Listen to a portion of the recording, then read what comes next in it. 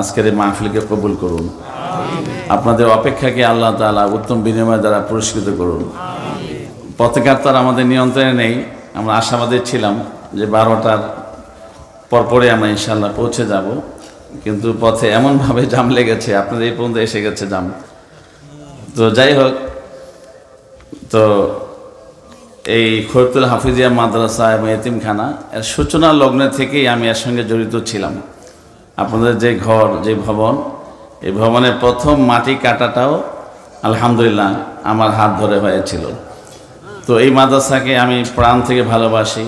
আমার ওস্তাদ শেখুল হাদিস আল্লামা আজিজুল হক সাহেব রহমতুল্লাহ আলাইহি এখানে এসেছিলেন এবং এই মাদ্রাসার প্রথম যারা পাগড়ি পেয়েছিল হিফজুল কোরআনে, তাদেরকে হযরত পাগড়ি দিয়েছিলেন।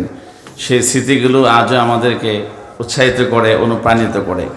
তো আমি এই মাদ্রাসার যারা কমিটি আছেন তাদেরকে আন্তরিকভাবে মোবারকবাদ জানাই। এই মাদ্রাসা এগিয়ে যাচ্ছে, এগিয়ে চলুক এবং আমাদের পুরো এলাকাবাসীর জন্য নাজাতের উসিলা হিসাবে এই মাদ্রাসার জন্য আমাদেরকে সেভাবে পুরস্কৃত করে। এই মাদ্রাসা যেন আমাদের সবার নাজাতের উসিলা হয়, সকলে বলে আমিন। তো অনেক রাত হয়েছে, এরপর আর বয়ানের প্রয়োজন নেই।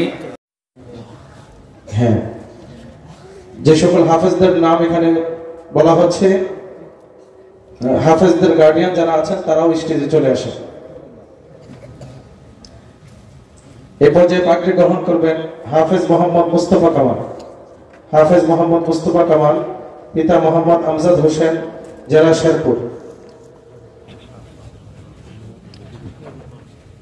পাগড়ি গ্রহণ করবেন হাফেজ মোহাম্মদ শাহ আলম, পিতা মোহাম্মদ আব্দুল কুদ্দুস, জেলা শরীয়তপুর।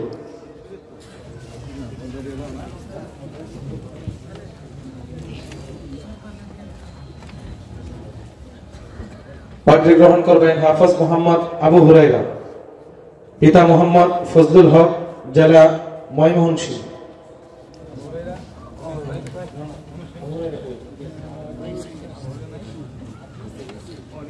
হাফেজ মোহাম্মদ ইয়ামিন হোসেন,